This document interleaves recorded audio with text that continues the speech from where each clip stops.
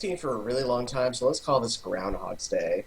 Bill Murray at his finest. Well, he's actually in his early to mid-20s now. He was just 16 when he Uh, claimed his first goblin trophy. okay. Yeah, he was saying that, I've been doing this ever since I was barely considered a man. Okay, I missed that. Yeah.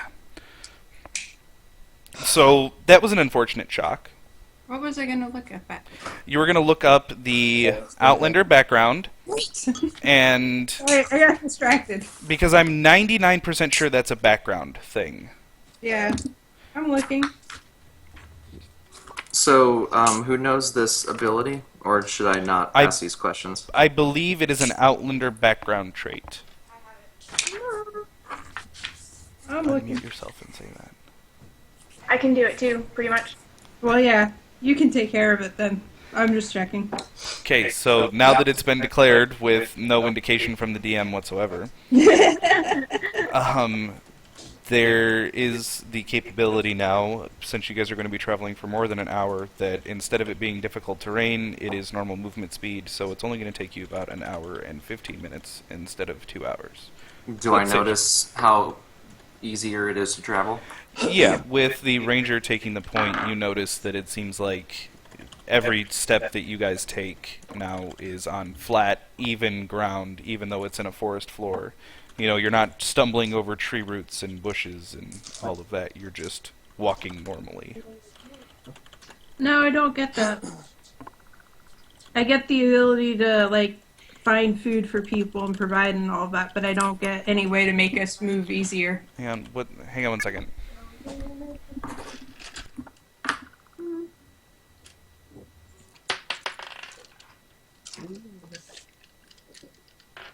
John, are there spiders in your room and they just randomly make webs around you? No, I'm blowing some of the smoke. I want to keep it away from my body as the best that I can. Sure. Fun story, I do actually see spiders occasionally dangling right down in front of me, so I may actually... Okay, I was mistaken. That is, in fact, a ranger class ability. They choose a favored terrain, and that's what dictates that. Yeah, I think I get that as a feature down the road. But Gotcha. Yeah, that's a first-level ranger ability, which is pretty handy to have. Radix. Yes. We get it. You memorized the book. Good for you. Yeah, rule lawyer.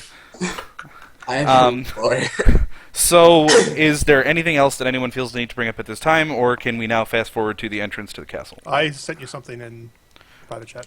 I missed that because I was looking up the thing in the book.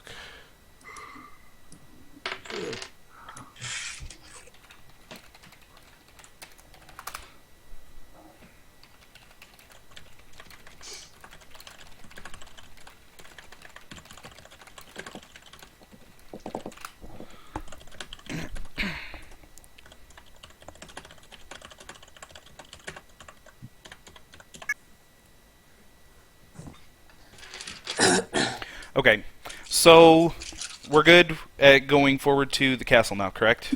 Yep. Gone to the castle. Arlie, did you disappear? I still had my headset on. I'm good. Oh, you people in your wireless technology. Yep. Okay. Fires are for losers. So, just as a miniature recap, the basics are that dragons emerged and immediately disappeared. And this is some of the stuff that the kid now has decided he's going to open up to you while you're walking. So the dragons emerged at this battle 100 years ago, wiped out the battlefield, and then immediately disappeared. Everyone was thought to be dead. Animals and monsters alike have been kind of acting strangely and at times more aggressively ever since, but without an ability to organize. So the organization of the Goblinkin is gone, but when they're found, they're usually pretty hostile and aggressive and just weird. Like, they come out more during the daytime now than they used to and stuff like that, almost as if they've all got rabies, but it's not rabies. Interesting. What happened to the civilians? Did you say Magic that? rabies. To what civilians? You said the battlefield was completely leveled, Yes. but there's clearly a castle. So what happened to the civilians of Nothing. this conflict? Okay. Nothing. They wiped out the entire battle that happened, Yeah. non-discriminatorily. Yeah. the child also tells you that directly after this influence, humans up until this point had been the most dominant race in the world, most dominant of the race of man. Directly after this, I guess you would say, draconic influence, from the continent in the south, the tieflings emerged and used their expansive resources to take political and economical control of the world in a sense. They aren't inherently evil, but something definitely doesn't feel right about one race desiring to control the politics and the economy of the entire world.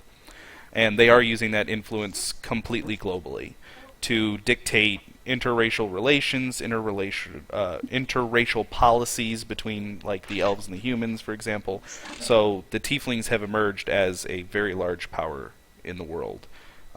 Not much was known about them other than there was one city of them in the south, which for there now to be this many of them, it seems a little odd. No one imagined that there were this many or that they had this kind of influence, but now they do on a global scale. They're like rabbits. Have they exerted their force in the last 50 years? In a military sense? I guess actually in the last 100 years, right? Have they? Yeah, in a military sense. No. No one's ever seen a tiefling military. But they just have control. Economical and political influence, yes. So they moved in through like that through way. their back channel ways. Anybody that's familiar with tieflings know that they've always kind of had a connection to the Shadow Realm. Oh, hi, buddy. Outside of that, unless you have a reason to be knowledgeable about tieflings, you guys aren't going to know any more than that. But pretty much everybody, has learned at one point that tieflings are a secretive race. They're demonic. Yes, I mean... They come from demonic blood. Yeah, they were created by demons raping and pillaging elves, is how the first tieflings were created, I believe. That's pretty much the basis of it, but nobody really knows a whole lot about them other than what they are and the fact that they're very closely connected to the Shadow Realm still because of their demonic history. So nobody knows how they're doing it or why they're doing it, but they have political and economical control on a global scale at this point, where they can pretty much snap their fingers and create influence where they need it or where they want it to dictate the way that the world works. Okay. Oh my god. Yes, Scott, yes. Okay, so at Madala, the Crown Prince escorts you straight to the castle, walks directly into the entrance of the throne room, and rushes over to a heavily armored man who is wielding a great sword strapped across his back, as well as has several other small blades and hand axes secured in sheaths around his belt. Obviously a man of great military strength, and every single one of you presumes that would be his uncle, the captain of the King's Guard that he spoke of. He starts excitedly whispering to him and pointing at the group, and the man then slowly walks over to you. I am Eric Valencia. My nephew, the Crown Prince, just informed me that you claim to be survivors from the Goblinkin siege of 100 years past. Please, tell me everything. So, I'm not going to make you guys sit here and recap. Obviously, you guys went that way. At this point, unless there's information you feel like you want to withhold, I'm going to presume that you guys tell him everything that you know about what happened, excluding your personal experiences in your dreams. I am withholding the part where I fell in combat. Understood. I'm going to give you guys about a minute if anybody needs to type to me. Anything back unless somebody stops me. You're not holding anything back. Well, not I hold anything about me personally back, but Okay. about our experience in the battle. So the dream sequence is being held back. Yeah. Understood. I imagine every single one of you I don't know what is to make of that. right. I imagine every single one of you is going to withhold the dream sequence. Correct? I don't know what it was. Actually, I'll just say out loud because I'm going to do this to everybody. Each of you is going to hear Gideon's voice in your heads saying, "Keep the dreams to yourselves." Okay. And it's really clear it's in your head, not it's spoken out loud. Yeah, I'm going to look at you about that Oh my one. god. Yeah, me too. What? Okay. Oh, I just you get a smirk out of me, like if you notice just... Right. This is very interesting. If you don't mind, I must consult and call over the court sage. Any objections? Please. Okay. He waves his hand to an armored soldier in the side of the hall who walks into one of the side rooms and promptly returns with an elderly man in tow.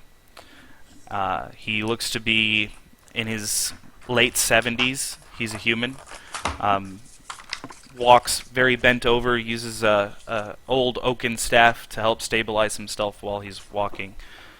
As he enters the hall, his head immediately snaps and looks in the direction of the So he's lot not of you, the 5 of you, no. And his eyes widen in an expression of shock, and he rushes over as quickly as an old man can rush, and bustles right past Eric, and puts his hand up against the side of Enzo's face, like an old man looking at someone that he hasn't seen in a very long time. It says, "The prophecy. It's all come true." As the words tremble from his lips, it almost seems as if he's about to weep.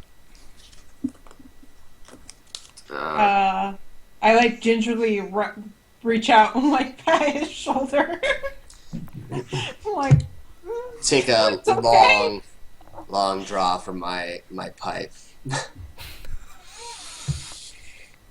I'm sensing some deflection. Or never mind. Go ahead. Getting too old for this shit. Anyone else have anything else they'd like to input to the I'll sage? speak up and say prophecy. Oh yes, the prophecy. The 100-year prophecy. I'll tell you more once I can speak to the king. He should be here any moment. I asked the man, "Who are you?"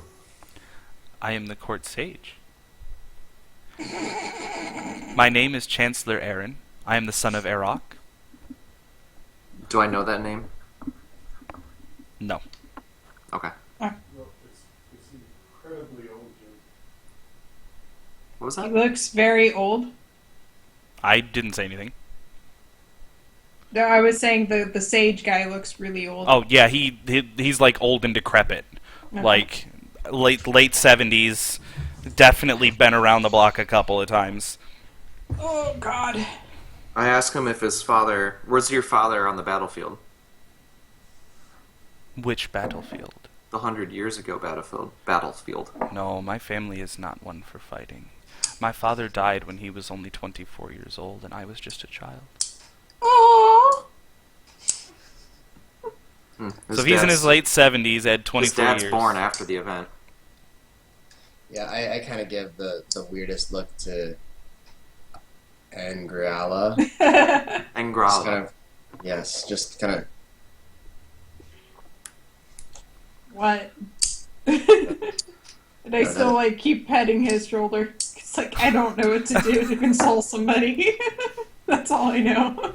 This works on kittens. What the hell? Pretty much. So very suddenly, from the back of the chamber, the doors burst open, and through the doors walks who you can only assume is the king, wearing a fancy suit of lightly plated armor with gold accents and gemstones everywhere. The giveaway, though, is the crown atop his head, which is a diamond encircled by 4 emeralds in a diamond shape around it. Is this king as fabulous as the king we know? I don't think we ever saw the king, did we? No. Scott would have known the king. He seems more concerned with flash and appearance Thank you. than he does with the military prowess of the kingdom, etc., etc. You can tell that at first glance, being a soldier who spent a lot of time in the presence of arrogant nobility, Yeah, without even having to guess. Like you get that air about him. I immediately take a kneel and kind of slam the halberd on the ground to make sure that they hear me. The king doesn't even notice your movement. I mean, you're all the way at the hall across from him. He quickly and briskly moves up to the throne, kind of nods his head, and takes a seat. As he sits in his throne, the old man has been rushing over to the throne this whole time, as much as an old man can rush, Yeah. you know. And as he gets directly in front of the throne, he kneels before the king, and in a very deep, smooth voice, "Arise, Chancellor Aeron, son of Erok. Tell me what business you would have with the throne this day." In the back where we are, I'm whispering over. I'm like, "Why are you kneeling? Why are you kneeling?" Why aren't you? Cause Aaron excitedly restands from his knee, using his staff very heavily, obviously, and in a very excited voice, again, as excited as an old man can sound. "The prophecy! The prophecy! It has begun! It's all coming true!" He gushes excitedly, motioning for the 5 of you to come forth to the throne. okay. I'll start walking toward. Empty my pipe Of course. and then kind of stroll forward. What can I be doing so that I'm always last? Is it the pipe this time? No, it's an air of I don't know the correct word. Right No, now. no, I Nonchalance? The lack trust of me. care. I understand. Yeah, the character nonchalance. move. I'm just having fun with it. Yeah. One of these times, he's going to delay just long enough that we all get hit by a trap and he doesn't, and you just walk the foot. Right. And it'll just be like, people and your damn impatience. That annoyed sigh. As you make your way to the throne, when you're probably 5 paces behind where Aaron is standing in front of the king pushes himself up from the throne and has almost a look of awe on his face. Being a king, he's obviously studied history throughout the years, and he notices the state of your gear, of your equipment. It appears to be of an age previous. The style is outdated, if you will. You know, either it's your gear is outdated or you've inherited your ancestors' gear, which is just so extremely unlikely. So he speaks to that note. Your weapons, your armor, your clothing, it's all dated so perfectly. It can't... Is it Yes. really? Yesterday for us was 100 years ago. It's cool. And we can't explain it any better than you can right now. Well, again, you hear the stereotypical, "Tell me everything you remember, everything you know up until this very moment." You recap to the king. Except the part where I fell down. Right. And at the culmination of your story, the king kind of slides backward into his throne, and you can see tears welling in the corners of his eyes. The chosen have come. Finally, the chosen have come. This day shall hereby be remembered as Chosen Day, and tonight we shall have a feast in your honor. Of course, feast.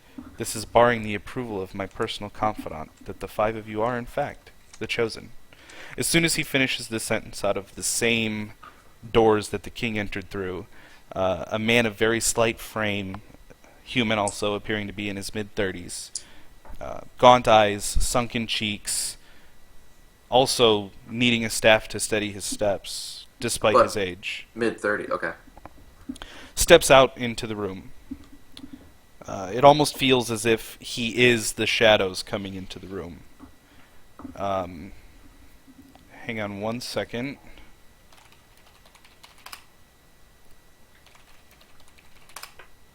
It would have been great if he killed me in the first minute, knowing that there was Check some queries. prophecy later. Everybody check queries because specific people got them. Oh my god. Stop! No, don't eat my dice. Screw all of you for having individual things going on right now. I'm just sitting here holding my stick going, the fuck? Just you and a stick. It's okay. It wasn't the first time.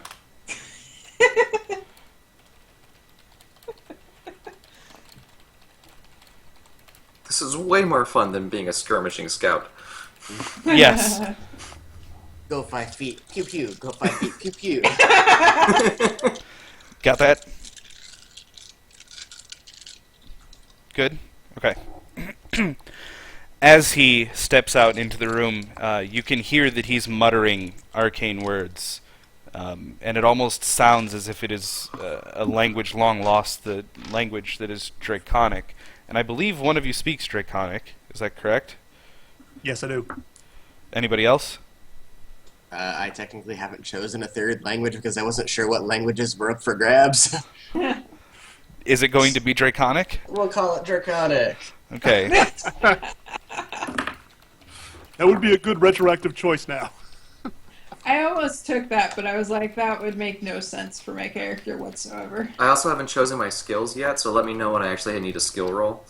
What the fuck? Are you serious right now? No. Okay, I was about to say, what the hell?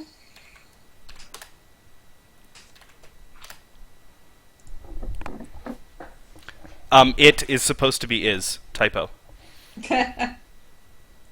Got it? Mm-hmm. As he finishes the incantation, he slams the butt of his staff into the ground and finishes exclaiming, "A light!" Suddenly, each of you feels a burning heat on your skin, with light shining brightly from it, and from this spot, you notice now, where you had not noticed it before, that you each have a tattoo. And because the light is shining so brightly, it can very clearly be seen to everyone, so I'm not going to hide these, I'm going to say what they are aloud. Radix, yours is a red circle on your left pectoral. Endis, you have a blue square on your right shoulder. Scott, you have a white 5-pointed star on the right side of your neck.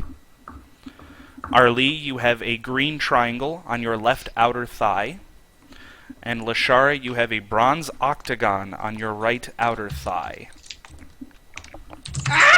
I highly recommend everybody note that. Each of Does ours. the body part matter? It doesn't, outside of, you may find reason to cover that at some point and may need to declare it, whatever. You But said my outer left thigh? yes, your outer left thigh. It's an area that I know Hi, very Bubby. well.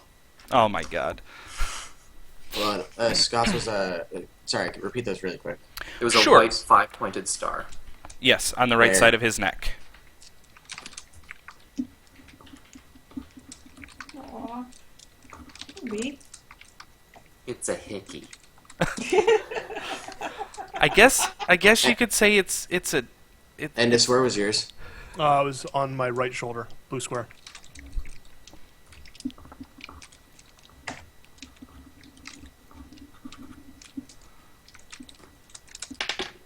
Harley, what was yours? A green triangle on my outer left thigh. Not the inner? not the Yeah. inner. I wasn't gonna go dirty with it. And Lashara's was a bronze something or other? Octagon. Bronze The octagon. bronze octagon Where? on outer right thigh. So all of those glow, and I look at you guys and go, "Hey, that was the color of all the dragons." I just sort of. Yeah, I'll give one of the. Welcome to 776. Okay, the caster slinks back past the king, muttering to himself as he takes a seat on the stairs to his left, and begins to speak. 5 chosen champions of the dragon flights, each marked with the power given. 1 soul sacrifice to empower the other. 5 champions who will bring forth justice and smite out evil from the land. 100 years after destruction comes rebirth. Beware, however, for with rebirth of heroes comes rebirth of evil. The old man sighs, cackling lightly to himself. These 5 are indeed the chosen. Chosen to bring the end of all of us by the prophecy! He stands, chants a few more words in an ancient language, even older than the draconic language you could understand before, slams his hands together and transforms into a raven and takes flight from the keep. With each flap of his wings, feathers molt away to the ground, dissolving into dust. That was weird. The king and the court sage both appear alarmed, yet surprisingly calm at what just transpired. After a few moments, the sage speaks very quietly. He is a descendant of some of the most powerful wizards the world has ever known. Some say that years of power and experimentation have driven them all mad, and it seems that his madness has arrived. They got this ability, flop. Flop! So the floor is open to anything that needs to be said, discussed, whatever. So, feast? There will be a feast indeed. That was weird. Where's the food? Yeah, I don't know what all that was about, but like, you guys got some beef or like something? You know, I'm hungry. I haven't eaten. It's been 100 years since my last meal! Yeah, it feels like I haven't eaten in like 100 years. I'll kind of just, push my way through, just ignoring my compatriots a little. Say, so, we've obviously been gone for a little while. Would anyone be willing to catch us up on, say, the last 100 years, please? After the conflict of 100 years ago, peace returned almost immediately. The organization of the Goblinkin was obviously completely and totally wiped out. Whatever was driving them is gone. Animals, creatures, and monsters alike have all been acting very strangely, but there have been no incursions, no extreme violence, just the standard, a scouting party is out and about, they get attacked by a couple of goblins that they're able to handle easily.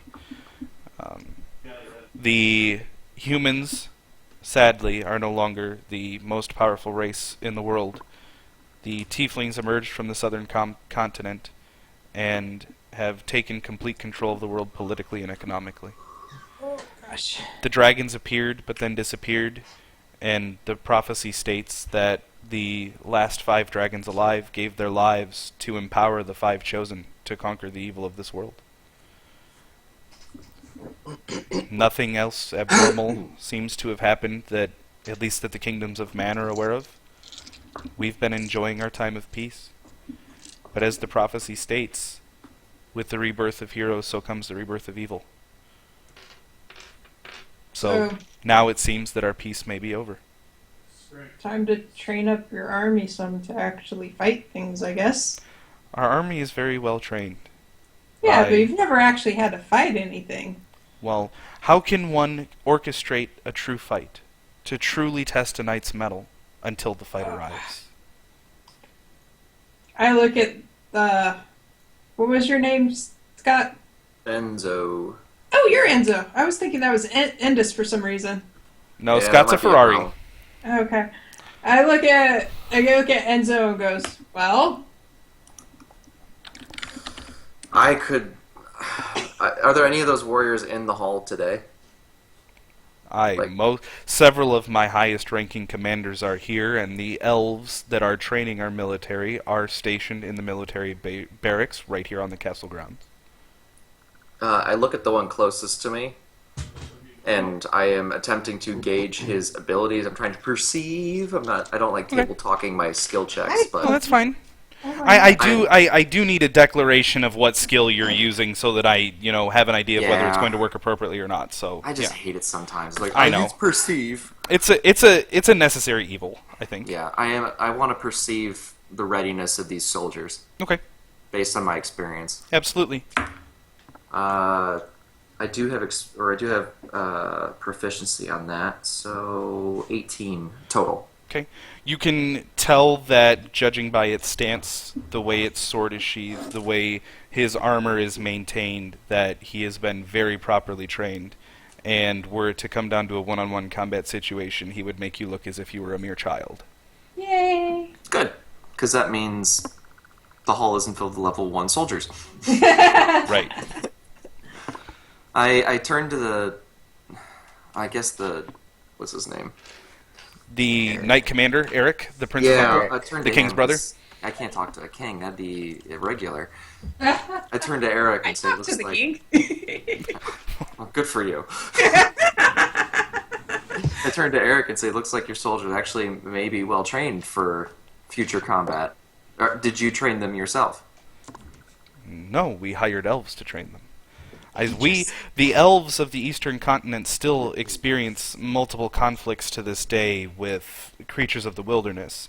Also, most of the elves that we've hired have been alive since before the Great Conflict of 100 years ago. Pause. I get a slight smirk out of that. I gotta pause it. Yeah. How good is the alliance between elves and men in this world? At this point, we consider each other men of equal stature. It's 676. Wait, Back. No, he was asking out of character. In What it would have 676, in 676, when we originated, how is the stature between elves and humans?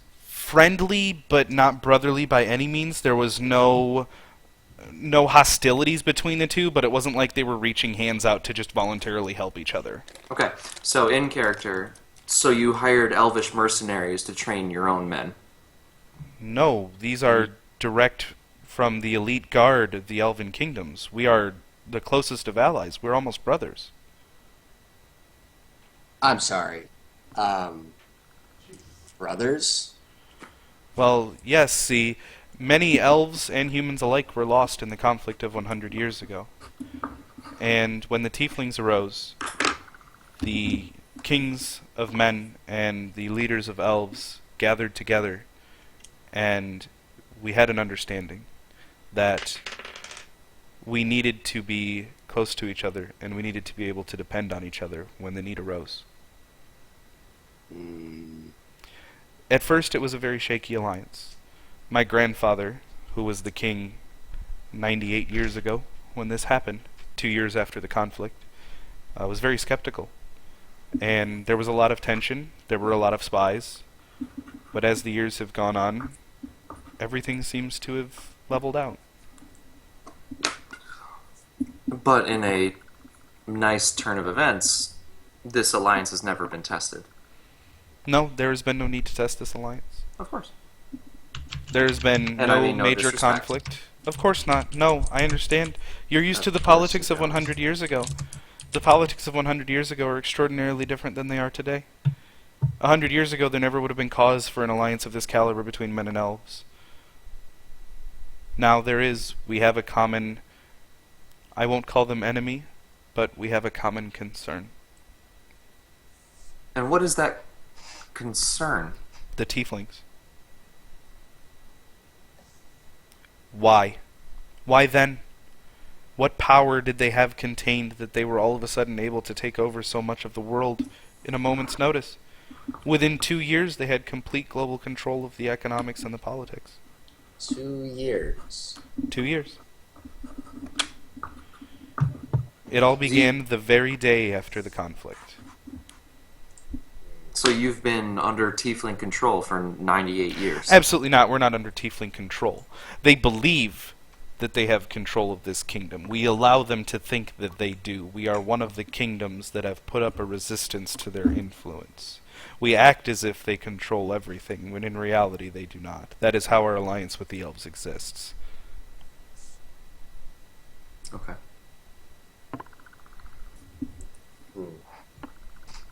Has anyone seen any of the tiefling cities? Or I guess city? Unless invited, those of what they consider the lesser races are not welcome in the tiefling capital or any of the tiefling cities that may exist outside of the capital. We still do not know what lies south of the capital. It is unsafe to sail there from the west, east, or the south because you start to get into inclement weather, horrendous storms, ice. It's not travel that is conducive to arriving that way, so the only way is to land on the northern shores, and the capital is situated directly between two mountain ranges, and is almost as if it is the gate to the rest of the continent. Do they ever come here? Absolutely. How do you think they exhibit their control? Well, exactly. But how do you think they arrive here? Through their own magics? Well, they take a boat as if you or I would. Sorry, out of character, but Right. So basically, the continent is centered at the south of the world, almost as if consider it Australia, but directly between North America and Africa are like the three continents I'm going to use for reference. The northern half of the continent is accessible by sea very easily.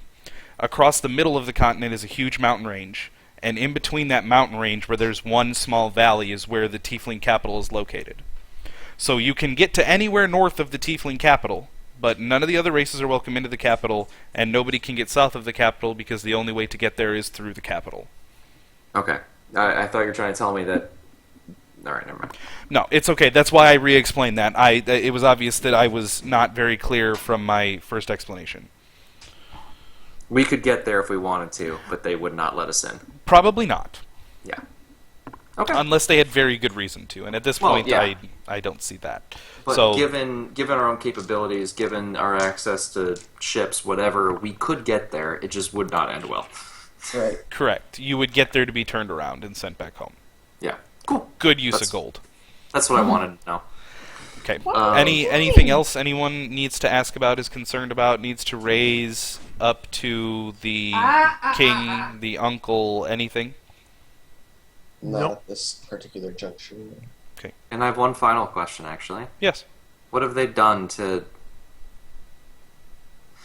What have they done to hurt you in these last 100 years other than exert their control? Isn't that enough? Isn't it enough to feel as if you're being oppressed simply because you're not of another race? Isn't that That's enough fair. to fear? I just want to see what we're dealing with here. Yeah. Are Okay. there any cities where they have taken total control of? Like for Most real? of the cities of the world. The Mhm. governments are mostly controlled. The governments are acting as if they were a puppet. The general population is not aware that the tieflings are the ones in control, because Oh. if it's been made clear to the governments that if the general people were aware, that the tieflings would then proceed to eliminate the governments completely.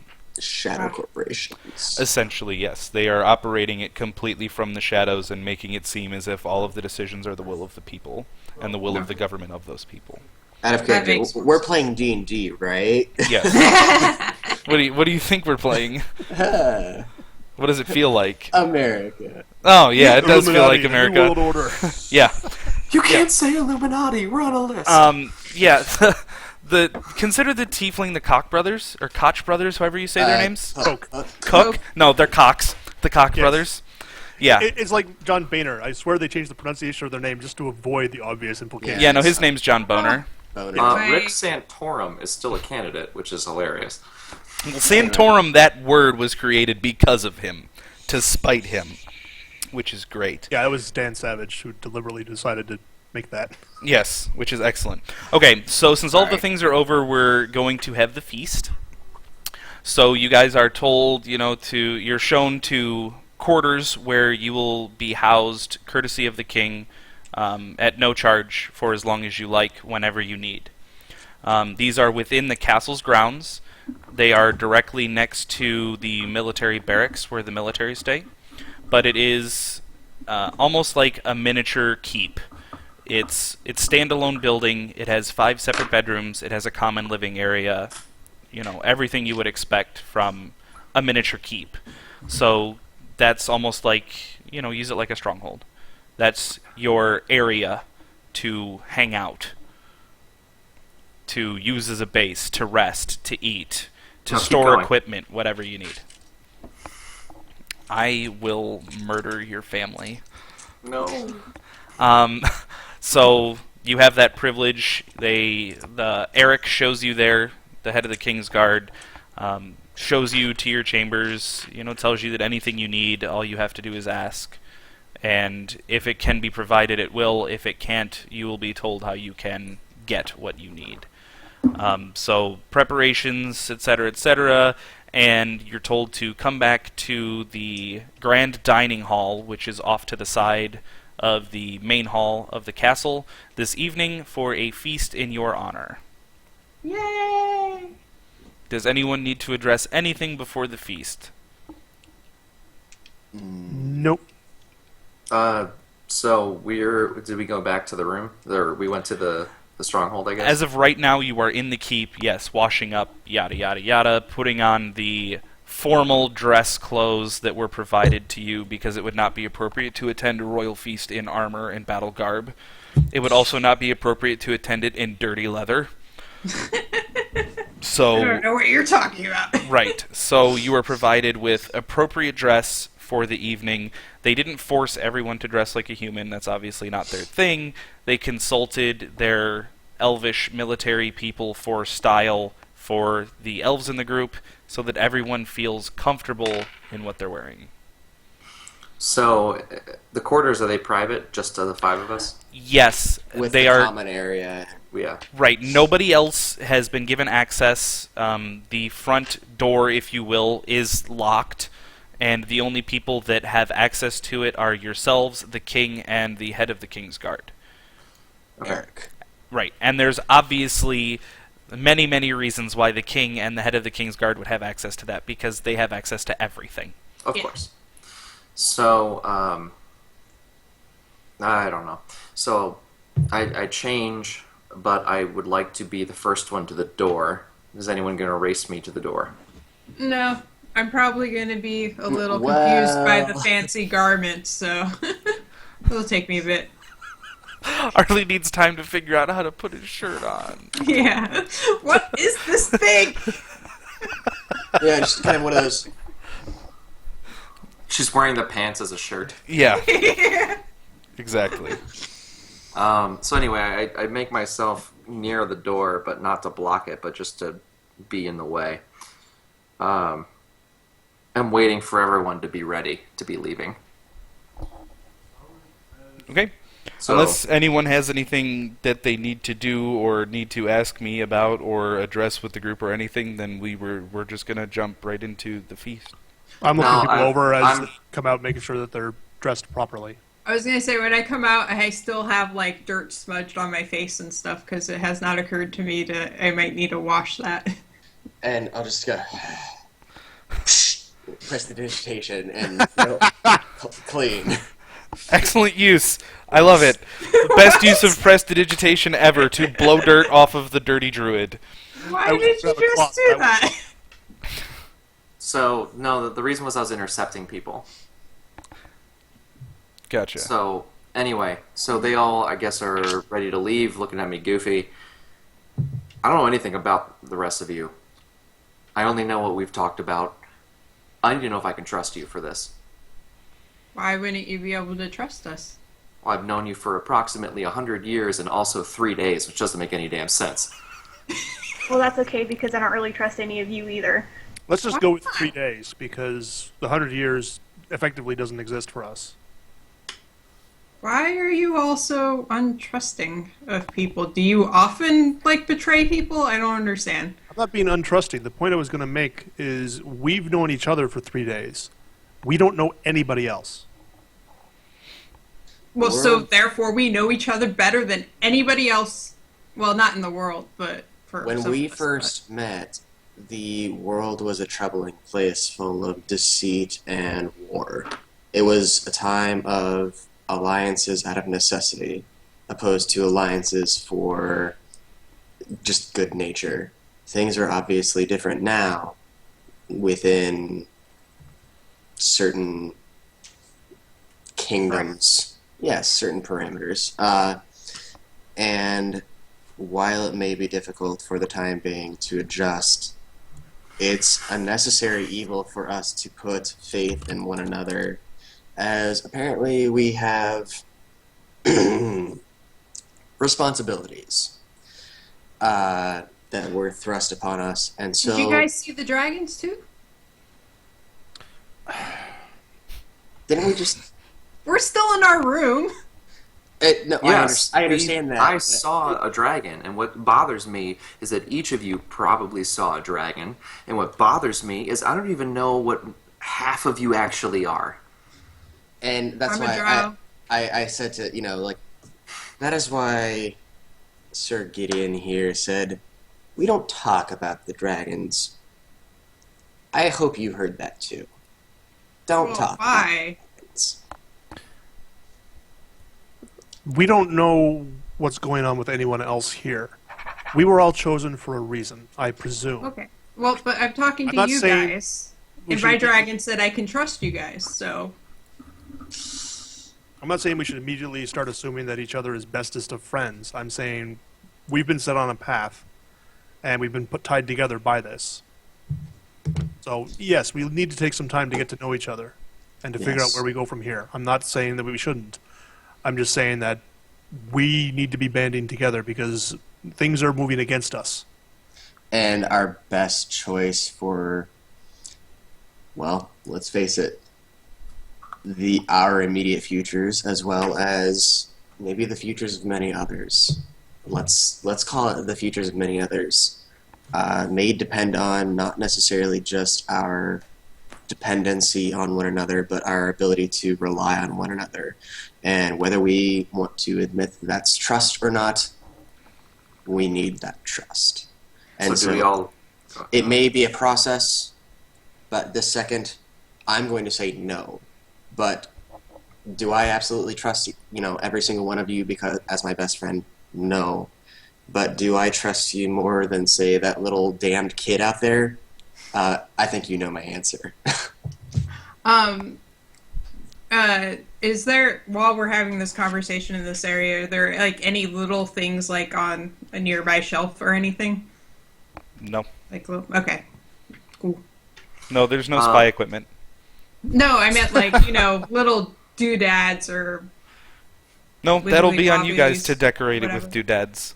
Okay. So for the sake of not knowing who our enemies truly are, can we all agree to not be enemies? That is probably the closest thing that we can do for trust until, let's call it, until we're given the opportunity to earn that trust. I just mutter to myself, people have to agree to not be enemies. Okay. I'm very my world. confused. My world is so different. TJ, among the group, have I been able to determine what their skill sets are as fighters? Well, Because some of them have hidden that from me, and I don't know if I have figured that out yet or not. you can tell that the wood elf, Lyriara, Is a ranger. is a ranger and is very good with a bow. Except for when she shoots her allies. Well, technically, you just know that she's a shooty. Well, I no, have she no did. idea what you're talking about. She was did the- introduced as a ranger. She did declare, and it was declared in the opener that she is a ranger, so that's open. Arlie, you can tell, has some kind of affinity for nature and nature magic, but that's about it. And that I'm confused by people and their customs. Yeah, extraordinarily so. I mean, I know what that is, but I'm wondering if Right, Enzo knows. metagame, you know what it is. In character, you don't, because you've never really experienced it before. No, fair. And with the other two, the other human and the high elf, you can tell that there's obvious magic there. As a human, you would really only be familiar with the concept of a wizard. Mhm. So your natural assumption is to just say, well, those are wizards. One uses a glowy orb, the other one shoots purple out of his hand.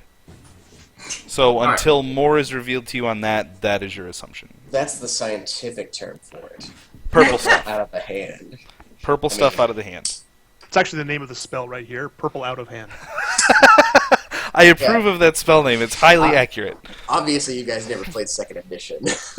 Oh my god. Oh, yes I Would I did. be able to perceive without asking them their exact rules? I don't think that's a perception. That's like a physical, like, look, senses type thing. Yeah, I mean, you could roll an Arcana check. Ugh. Yeah. Yeah. A fighter untrained rolling Arcana. Exactly. I mean, you could, Oh. in theory, if you really wanted to know, that's exactly what you would do, is roll an Alright. Arcana check. I'm gonna do a D&D bot because I don't want you guys thinking I faked this. So, what's the formula? Exclamation, roll, space, 1d20 plus whatever your modifier is. Yeah, 0. Oh, okay. Aww. Oh, It's not a bad roll. Hey, yeah. it's not. For being completely untrained, that's impressive. So, again, because you are only familiar with the concept of a wizard, you assume they are both wizards. Fair. You have no knowledge of anything arcane casting-wise existing outside of a wizard, because that's all humans have ever really made known in the world that you existed in. You Do I know, have in to your call them military Harry life. now? Yes, Harry Potter. But as far as you're concerned, they both can use arcane abilities, therefore they're both wizards. And to Could be honest, it probably doesn't bother me figure at all. out me with a nature check, maybe. I don't know. You probably could with a nature check on Arlie, yeah, if you really wanted to. Again, if you're really trying to figure out what she was. I mean, I'm blocking the door because I want to know who these damn people are. Yeah, go ahead, roll a nature check. Also 0. You're amazing. Well, it's intelligence. You're my hero. You're gonna freak out in a level. 9. No, She you likes just dirt. you just know that she was dirty and she's kind of socially awkward and she can make the ground quake. You've never seen anything like it. You're not familiar with it. All right, so You could always Rangers. ask. I know.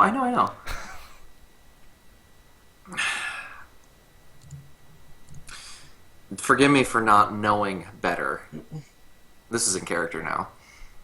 But I've solved every fight with this weapon, and I'm, look at my stick.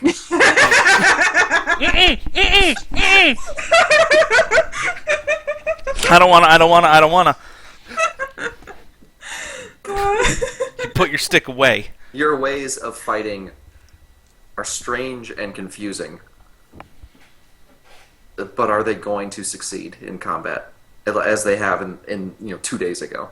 Are you going to continue to be this effective? I'll do my best. I think my performance so far speaks for itself. I am agreeing. I'm just hoping that it doesn't stop randomly. My tactics and abilities served me for generations, and I doubt they'll suddenly fail me now. Okay. I can take that, and I look at Lyriala and point to her bow and say, keep that handy at all times. But try not to shoot your friends. I will not aim for your foot. Not that I'm bitter. How's that heel feeling? So, not friends, but not enemies. Frenemies. Shall we eat? Yes, eating is good. I'm sure you're all quite hungry at this point. I haven't eaten for 100 years. Yeah, That's what I was saying. It's been a long time. You all looked at me like I was crazy.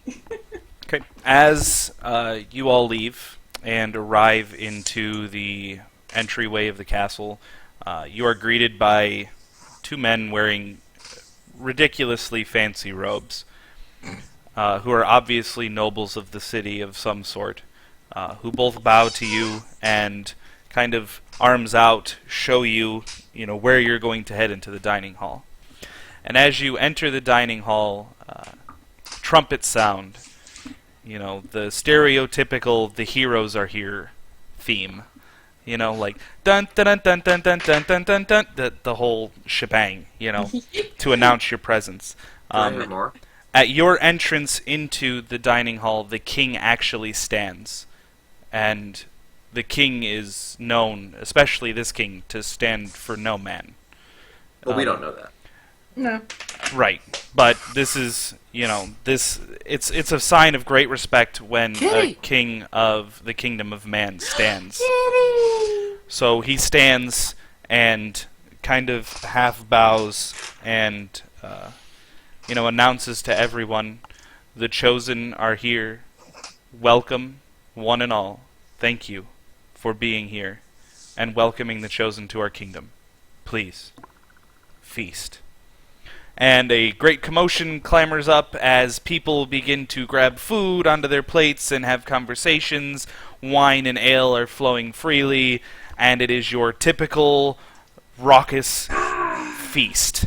Everyone is enjoying themselves. Jokes, stories are being told everywhere you turn. Someone has a story to one-up the other person's story about a thing they did when they were a child, or an adventure they had, or a treasure they found, or what neighbor they found cheating on their wife. Anything they can to make their story sound better, embellishing further and further the more and more the wine flows.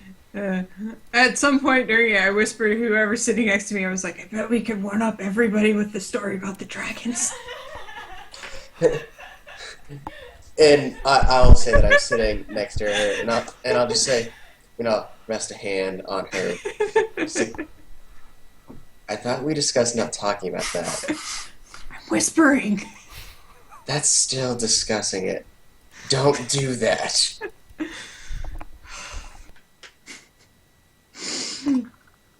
They go like, fine. I'll lean over because you guys are obviously being not that subtle and say, Go ahead. that story has the issue of being true. If you think anything these people are talking about is true, you don't know nobles. Wait, what? They're not true? They're lying out their asses to try and impress each other because aristocracy is all about trying to one-up everybody else. Why? I grab Why would her you just not alcohol be better? and move it over to my plate. If you're looking I for need me to another support one. it, I'm not going to support it. I'm just telling you how it works, or at least how it used to work. I doubt it's changed in 100 years. Wait, but why do say- they lie? I don't understand. It's to Because lies are improve so your- much more entertaining than the truth. It It's also, not about what it- is true. It's about who tells the best story. It's about improving your position and your status above those of your peers. Aren't you supposed to just be better then? That's much more work. All Okay. you have to do is seem better, and people will perceive that you're better. Oh, so it's like when a wild animal is threatened and he's like, "Arr!" and, like all big, but he's not It's- really all big. It's After like she requested a new drink, I take that one away from her as well. Hey, that's my drink. it's like when I made that wolf, and we talked about that. It looked We It- talked about this. it looked real. It looked intimidating, but it wasn't real. As it is with aristocracy, a lot of this power and one-upsmanship isn't a real thing, even though it may seem so. I'm just going to point down at the table, start spinning my finger, and as I lift my finger up, there's this weird swirling dust that sort of appears, and it sort of forms itself into this giant, large diamond gem. And it's just sitting there shining, and it's like anything, it's just appearance. And then I just smash my hand down, and it smashes into a billion pieces, and then they all decay and vanish. But it's nothing more than illusion. So I point Spellcasters to have her. such an elegant way of putting things. Like this, and I go like that, and a green orb appears above my hand. I'm like, ha!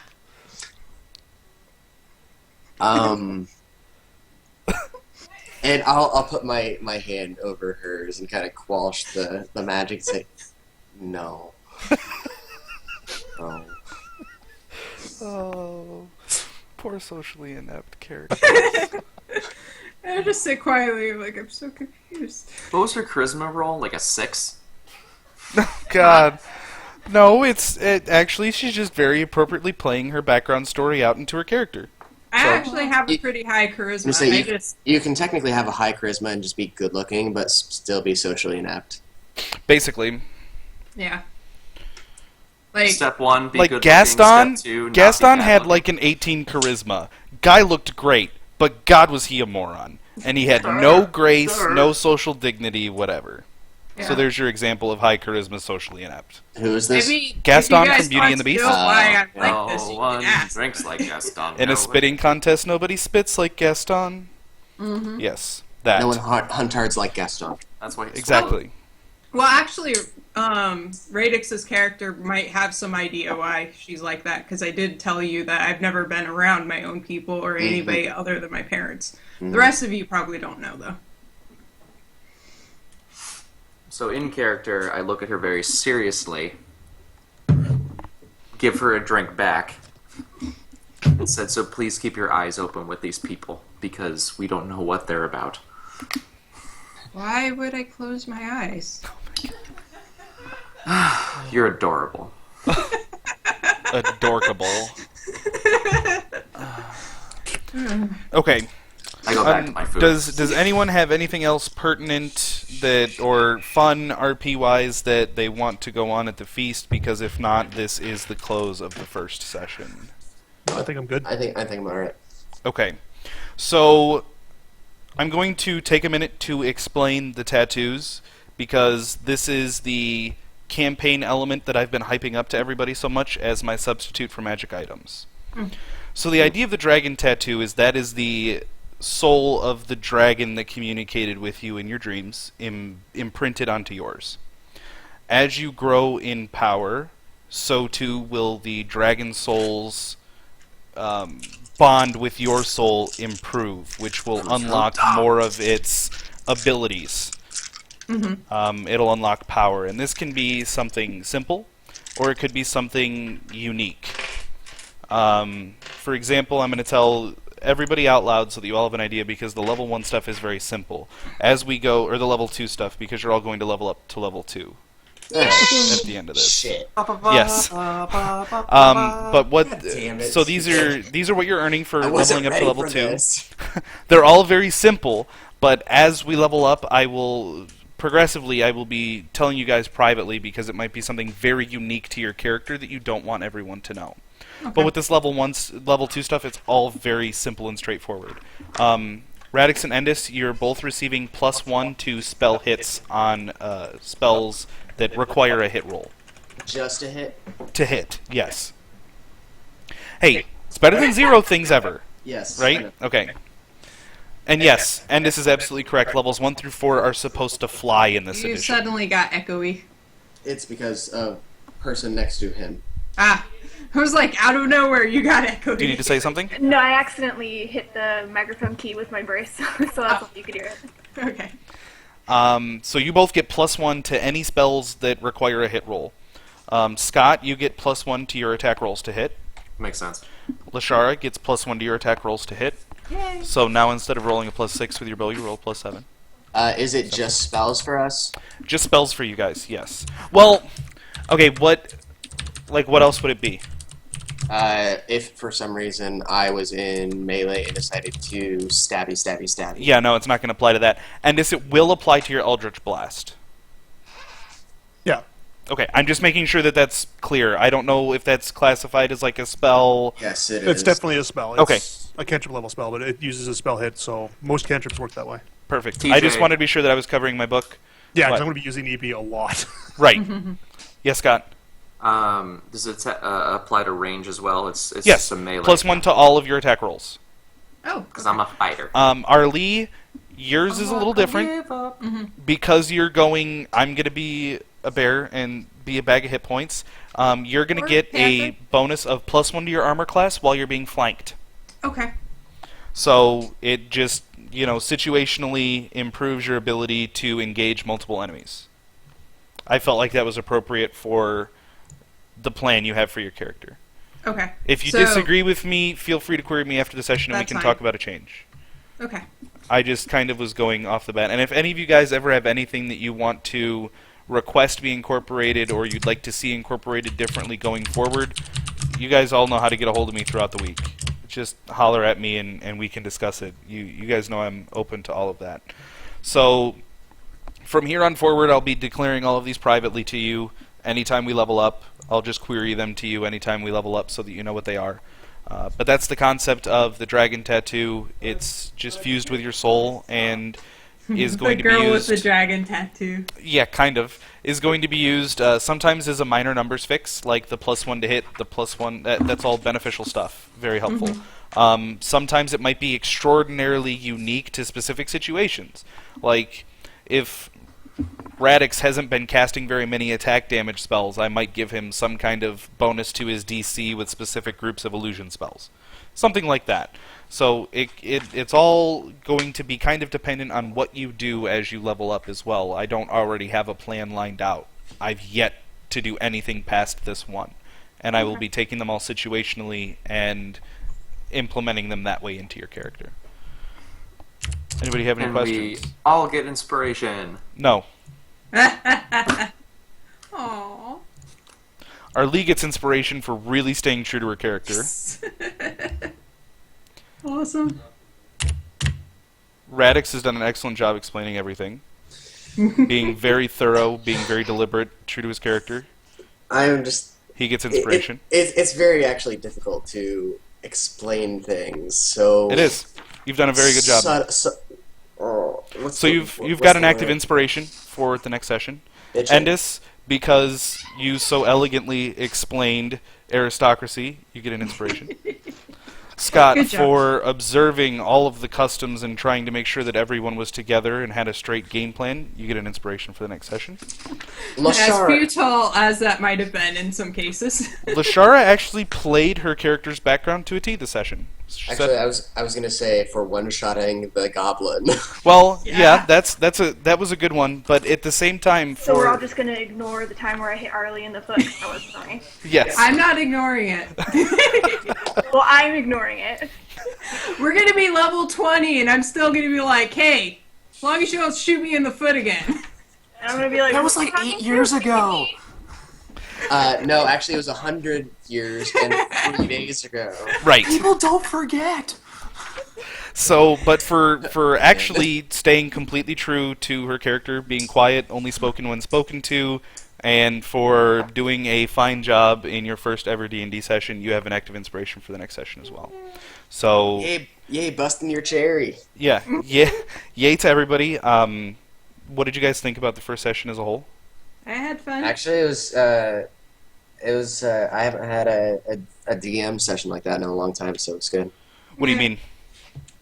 He's gonna go home and beat off because he loved the story so much. As per your Deadpool shirt. Yeah. I'm gonna touch myself tonight. There you go. No, really, like, my DMing style is very unique, and some people have a hard time adjusting to it. I do a lot of storytelling. I read it, like I said, like it's a narrative RPG that was made from a novel. So if at any point I start to get too verbose and I start to take over conversations too much, guys, please feel free to tell me, and I'll cut back on it. But I really I've especially interrupted felt... you a couple times today already. Right. I really felt, especially for this first session, that the amount of RP and backstory was necessary. Yeah, you absolutely need to get that baseline, unless it's just going to be a murder hobo story or something. Right. So there's a very clear plan in place. You guys know what you have to do, and the one thing that I will now reveal to anybody who's going to view this is every last person in their dream sequence was told that there exists an evil that must be stopped, and this evil is a lich who has been lying in wait for centuries. No one knows exactly how long, but it's presumed to be thousands of years for his opportunity to take a move to take over the world. Good, because that was going to be one of my first questions when we got back to chill out after the feast was, did we all get the same mission? Yes. Everybody got the same mission to take out this lich. And all of the dragons Fucking told liches. them to not be afraid of the other chosen. To seek out the other chosen and to trust them to the best of your abilities to carry out this task together, because you will not be able to do it by yourself. So Fucking that liches. is the plot hook. That is the major background of the story. Going forward, I've said this to at least two of you. I can't remember who all I've told, so I'll tell everybody. I'm going to run this kind of like you are playing an RPG, and it's Skyrim-esque in terms of the amount of side quests there are going to be. The idea is that right now this is your stronghold. This is your base of operations. There's going to be a ton of side quests to do that you can choose to do or not to do. I'm not going to have all of them written out in advance, obviously. So sometimes if you guys say, you know, we want to do this side quest, I might have to go, okay, that's great, but you need to do one of these two first if you want to do them, because these are the ones I have written, and I can write that other one for the next session. So it's going to be kind of like, almost like there's a quest board posted. You can do whatever. You can decide that you guys, you know, need to grind quests to level up. You need to get stronger. You need to test yourselves in combat, or some quest that's posted might really hit home to you, like it might be a mother whose child has gone missing. Okay, really quick, a couple things. Yeah. Leveling up. Are we rolling hit dice? Yes. Fuck. Yes. Aw. No averages. We rolled for stats, so it makes sense to me. Yeah. I know. I'm a big fan of the random element, man. Okay. Also, are we? I was gonna say a thing, and then forgot the thing. Time between sessions. Like, how much time will it vary? Like between sessions, will it be a consistent 10 days right up from where we left off? Like, It's going to depend. Okay. If you end in the middle of a quest and you're out in the middle of the woods, you're going to pick right back up where we left off the next session. I'm just thinking in terms of what the or the PHP says about like Every downtime time we play activities and is stuff. another 100 years. Right. Every time we play, it's going to fast forward another 100 years. And No, Scott has to roll a new character every time. yes. Basically, like, give me an example where it would be necessary, and I can give you a quick answer. Oh, no, we were just in the PHP. It talks about downtime activities, like learning a new skill, which you could then be proficient in, or a craft, or being proficient in a tool, which takes a significant amount of time. Or say if you are proficient in a craft, say I wanted to be a painter, it takes X amount of days to create that additional, like further, better Understood. masterpiece. So, what we'll do there is anybody that wants to do anything unique like that, just bring it up with me, and we can always private RP it. I have no problem doing extraordinarily mini sessions in between sessions to do that, because that's more one-on-one stuff that I feel like really detracts from a group session. Yeah. If you have to go off to the side and have one person take 15 minutes saying what they did with their paintings, yada, yada, yada, all that stuff, it just pulls away from the story. So I will happily do that kind of stuff with anybody that wants to do it in between sessions, because Okay. I'm more than capable of finding 15 to 20 minutes to sit down with any of you guys and do it. Right, I just know that's something that I know at one point you said you wanted to encourage, like, say, crafting or... Yeah, I'd love to encourage crafting and individualism and stuff like that, which is why I'm more than happy to do the individualized mini sessions in between. I mean, you guys all know that I'm in IRC every night while I'm at work, and that's when I have the most free time, is when I'm at work. You know, it usually... it's funny how it works that way. Right. I usually get online around 7:30 Eastern Time, and I'm online all the way until 6 o'clock in the morning Eastern Time. And on my days off, I can always be gotten a hold of via Skype, via IRC, Battle.net, Facebook, whatever else. I mean, you guys have 1,000 ways to get a hold of me. If you can't for some reason, send me a damn, anybody that's on MMOC, Scott, you're the exception, but you can fucking call me or text me or whatever. Just Screw send your me MMO. send me a PM on MMO Champion. I log into that every day, so I'll see that when I get out. on that. There you go. So, but that's another way to get a hold of me. But I'm Don't not forget gonna about use that. So, anybody can get a hold of me to discuss anything they need to about their characters, about progression for their characters. If they feel like their character is being dwarfed by something in the story, I absolutely don't want that to happen. I want every last one of you to feel like you're a centerpiece of this campaign. The idea is that you are 5 chosen. You are not one chosen with his 4 buddies, or anything like that. You are the 5 chosen. You are all the hero of the story. If that makes sense. Yep. Yeah, Okay. but the old man touched me, so deal with it. Right. For this next session, You It's- touched the kid too, so right. For the next session, it's going to start the very next day after the feast. okay. Is where we're going to pick up. And So here, we will go into the whole concept of, this is your keep. How do you want to set it up? How do you want to orchestrate your base camp? That'll be the primary start of the session, is organizing this as your initial base of operations and striking out on your first task as a group of 5. Okay. I have one problem with next week is I'm going to a wedding. Will you be around on next week, Saturday? I will be out of town the entire weekend because it's Columbus Day. I forgot about that. Who celebrates Columbus Day? We Who's do. a Thanks. murderer? I do- always go away for that weekend. Sorry. I do for Technically, one next week reason. is Canadian Thanksgiving too. Yeah, I do for one reason. My mother's birthday is October 12th. Yeah, we That's actually all. do Canadian Thanksgiving. So There you go. Wait, you So- guys are Canadian? okay. You no, didn't we're tell not. me?